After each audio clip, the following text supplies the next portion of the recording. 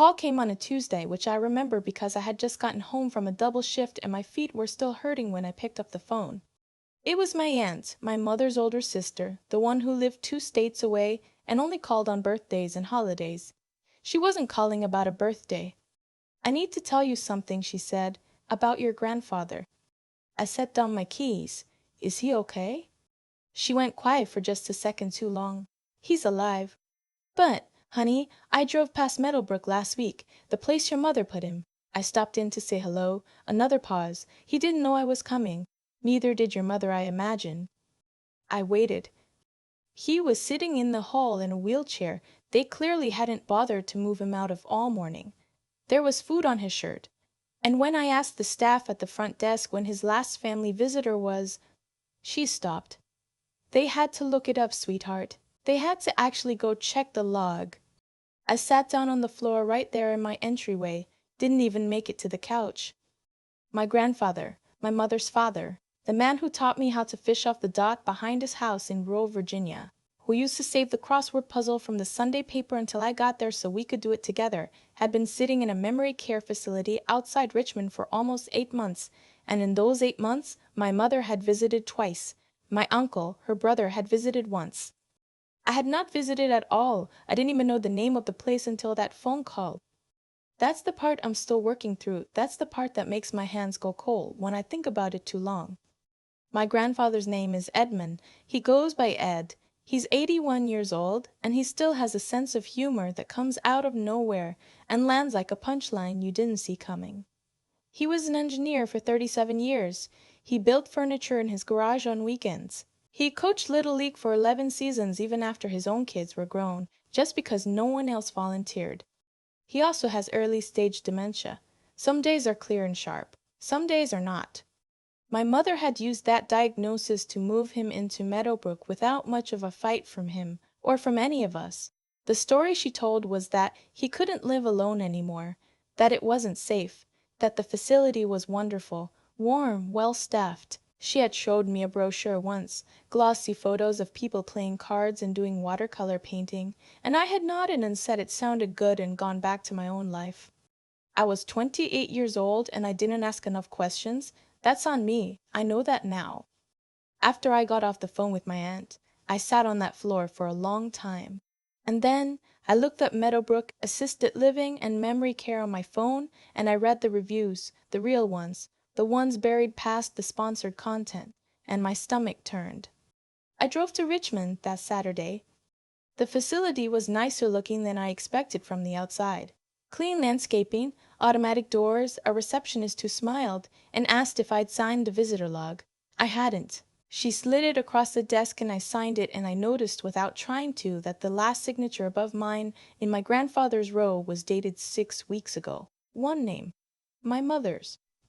His room was at the end of a long hallway that smelled like cleaning solution, and something else underneath it that I couldn't name and didn't want to. I knocked on the open door before I stepped in. He was sitting in a chair by the window. The TV was on but muted, playing a nature documentary he wasn't watching. His hands were folded in his lap and he was looking at something outside, or maybe at nothing. He'd lost weight. Not alarming weight, but enough that I noticed it. Enough that his flannel shirt, the blue one, the one he'd had since I was a kid, hung off him differently than I remembered. "Grandpa." He turned, and then something shifted in his face, a recognition that came in slow, like sunrise. "Well," he said, and then he smiled. "There she is."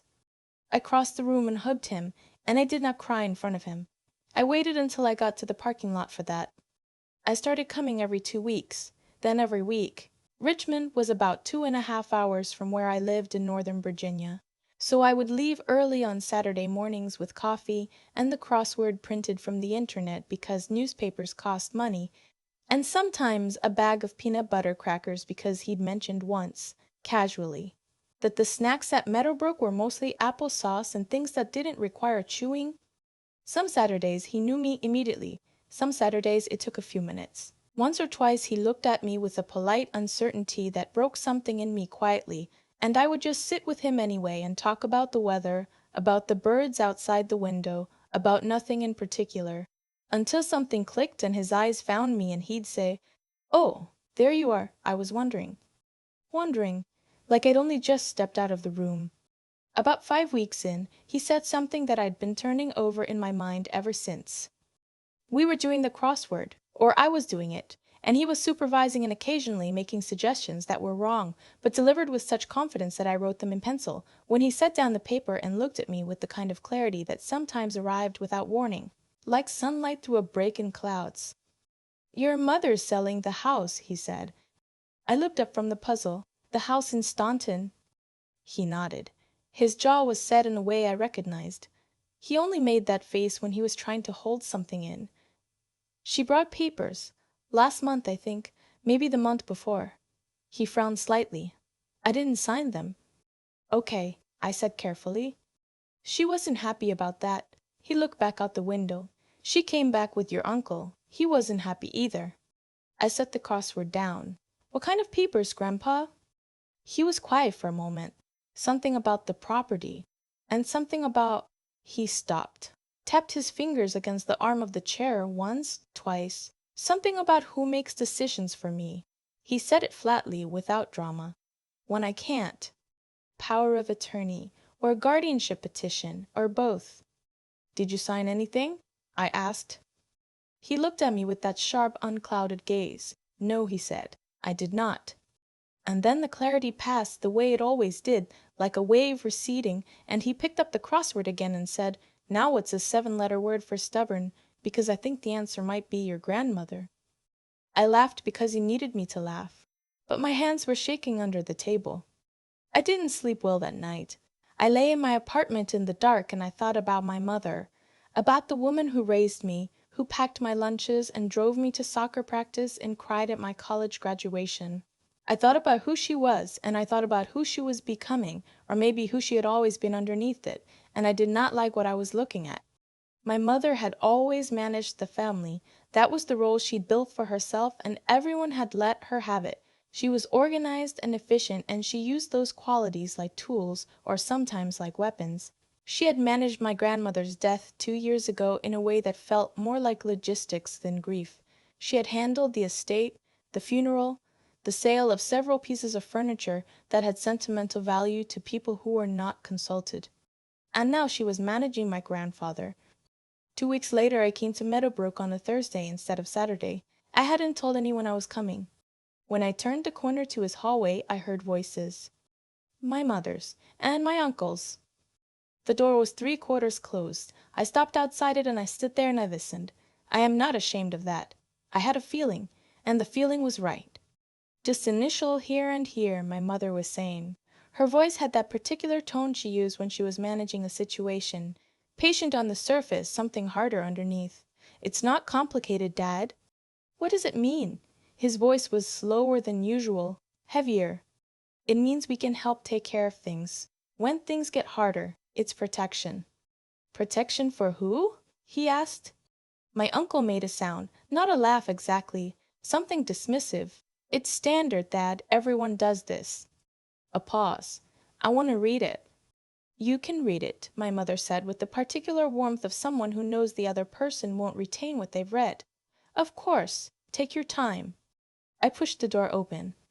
Both of them looked up. My mother recovered first. She always recovered first. "Oh," she said, "what are you doing here?"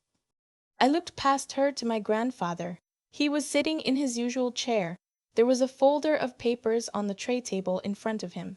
He looked tired and slightly confused, and when he saw me, something in his face relaxed in a way that made my chest hurt. "I came to see Grandpa," I said. Then I looked at the folder. "What are those?" My uncle shifted his weight. He was never the planner, my uncle. He was the one who got recruited. "It's a family matter," he said. "I'm family." My mother set her hand on top of the folder, which was its own kind of answer. "We're having a private conversation." I walked to the chair on the other side of my grandfather's tray table and sat down. "Then I'll wait." The room was very quiet. My grandfather looked at me. I looked at him. And then he reached out and slid the folder toward me. My mother said, "Dad." "Let her see it," he said quietly. It was 2 documents. The first was a durable power of attorney, already filled in, with my mother and uncle listed as joint agents. The second was a real estate transfer authorization pre-signed by a notary with blank lines from my grandfather's signature, which would allow the Staunton property to be sold without further court approval. My grandfather owned that house outright, no mortgage. It had been in the family for 40 years. It was worth conservatively $250,000 in the current market. I set the papers down on the tray table. He needs to have his own attorney present before he signs anything like this, I said. I kept my voice level. I'd learned that from watching my mother, actually. She looked at me with an expression I recognized from childhood, the one that meant she was deciding how hard to push. You're not an attorney? No, I said, but I know that a power of attorney signed by someone with a documented cognitive condition can be challenged. And I know that signing over real estate rights without independent legal counsel is the kind of thing that gets flagged. My uncle said, "You've been looking things up." I have, I said. My mother's voice got quieter and harder. This is a family decision. It doesn't involve you the way you think it does. I looked at her. I'd been visiting him every week for 2 months. When was the last time you visited without paperwork in your hands? The silence that followed was different from the others. My grandfather said very clearly, "I'm not signing today." My mother turned to him. Her expression shifted, softer, the way it got when she was trying a different approach. "Dad, we've been through this. We just want to make sure." I heard what she said. He looked at me, not her, about the attorney. I nodded. "You're allowed to have someone review anything before you sign it. That's your right. No one can take that from you." My mother gathered the folder from the tray table. Her movements were controlled and final. "We'll talk about this another time," she said, which was not an apology and not a retreat. It was a postponement. She and my uncle left without saying goodbye to me. My grandfather and I sat in silence for a minute after the door closed. Then he said, "I remember when she was 6 years old and she wanted something. She would just keep asking until everyone gave up." He said it without heat, without bitterness, just observation. Turns out that works even when you're 60. "Yeah," I said. "I don't want to sell that house." He was looking out the window again. "Your grandmother and I," he stopped. "There were 40 years of something in that house." "I know. I know I forget things," he said. "I know some days are bad, but I'm not gone. Not yet." He looked at me directly. "You understand the difference." I did. I went home that night and I did not panic. I made myself a cup of tea and I sat at my kitchen table and I made a list of what I needed to do. I was young and I didn't know how any of this worked, and I was not going to be usable against my grandfather by pretending otherwise. The next morning I called the Virginia State Bar referral line. I explained the situation briefly and factually. They gave me the name of an elder law attorney in Richmond who took consultations on short notice. Her name was not important to my grandfather's story. What was important was that she listened without interrupting and then told me, calmly and precisely, exactly what my grandfather's rights were, what could be challenged, what couldn't, and what protections existed for people in memory care facilities whose family members were attempting to obtain legal authority over them through documents signed without independent representation. "Has he been evaluated for decision-making capacity?" she asked.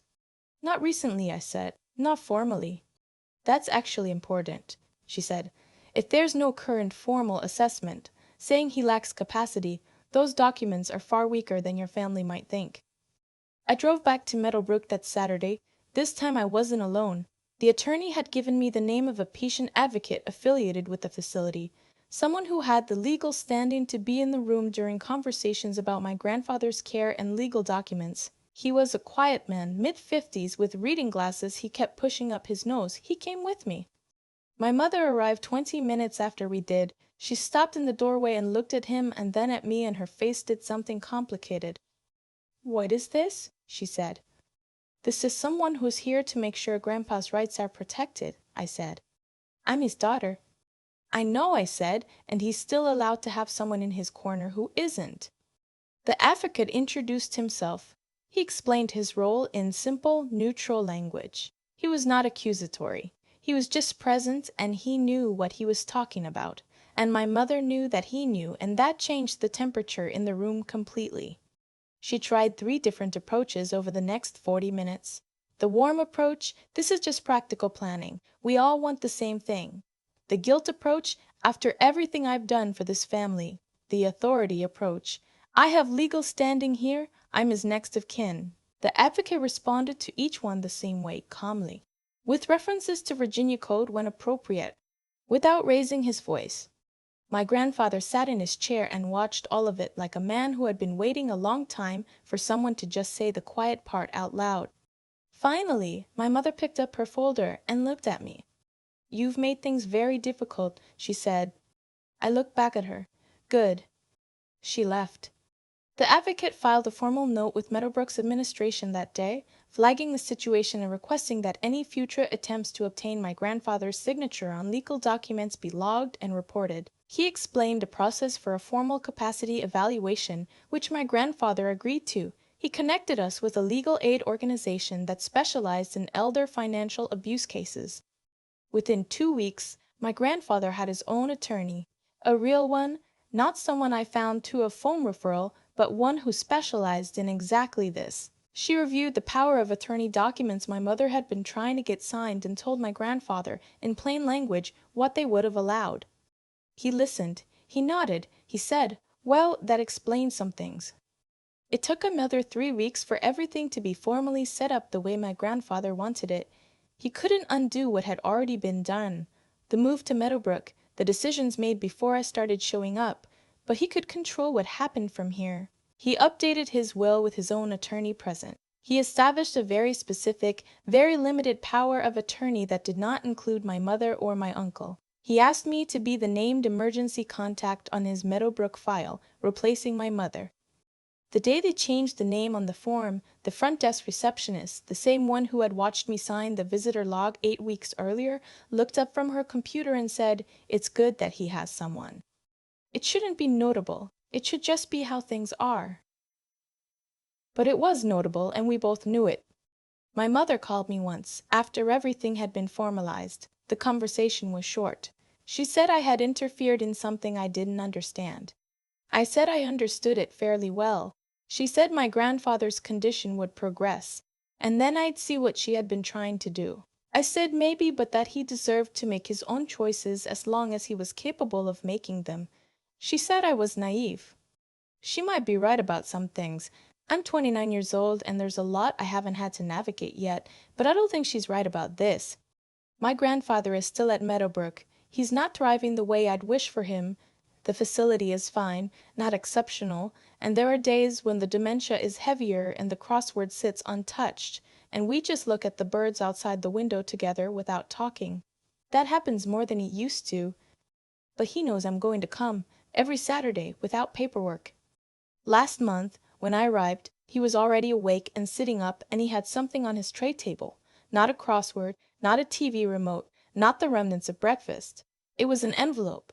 Small, white, slightly crumpled at one corner, like it had been folded and unfolded more than once. He held it out before I even sat down. "Been holding on to this," he said. "Wanted to wait until I was sure." "Sure of what?" He looked at me with the clear-eyed, unhurried certainty of someone who has made a decision and slept well after making it. "That you weren't going to disappear."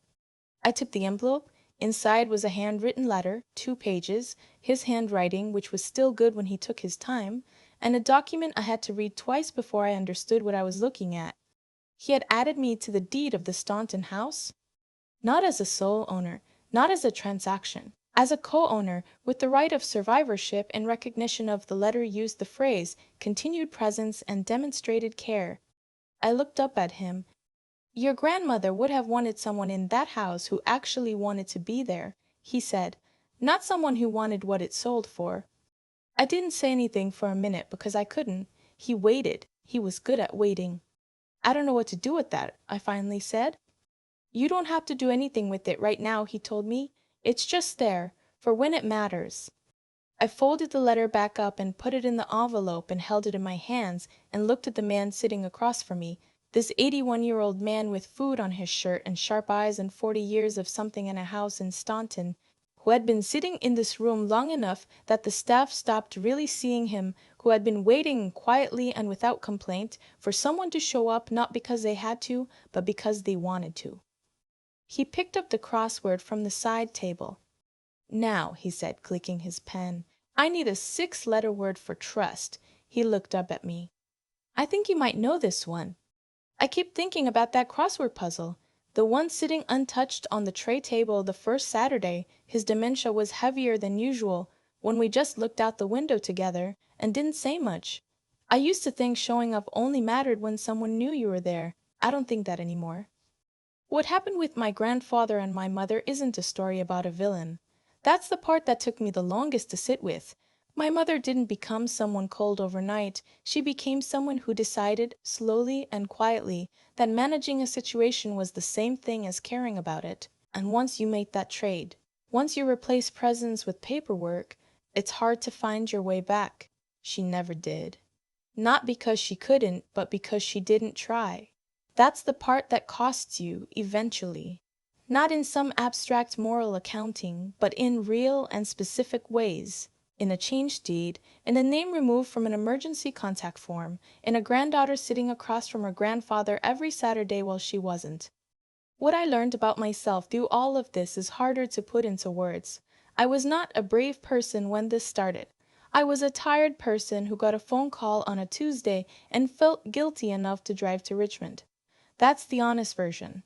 But somewhere between the first visit and the 8th, something shifted. I started paying attention. I started asking questions and writing down the answers. I found an attorney I didn't know I needed. I sat in rooms where I was not comfortable and I stayed anyway because leaving felt worse than the discomfort of staying. That's not heroism. That's just what happens when you decide to take something seriously. You figure it out as you go, and you use whatever you have, and you don't wait until you feel ready, because ready never arrives on its own. My grandfather is 81 years old and some of his days are hard now, but he made a decision when he was clear-eyed and unhurried, with his own attorney and his own pen, about who he trusted with the thing that mattered most to him. He didn't make that decision because I showed up once and impressed him. He made it because I showed up over and over without an agenda, without paperwork, without needing anything from him. He watched long enough to be sure. That's what trust actually costs, not a grand gesture, just time consistently given with nothing expected in return. I think about what would have happened if my aunt hadn't called, if I had stayed in my apartment and kept telling myself someone else was handling it. My grandfather would have signed those papers eventually, not because he wanted to, but because people wear down, because confusion and loneliness make you less certain of what you deserve.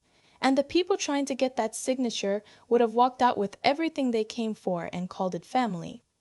The thing that protected him wasn't luck. It was someone showing up before things were too far gone, paying enough attention to understand what was actually happening, and caring enough to do something uncomfortable about it.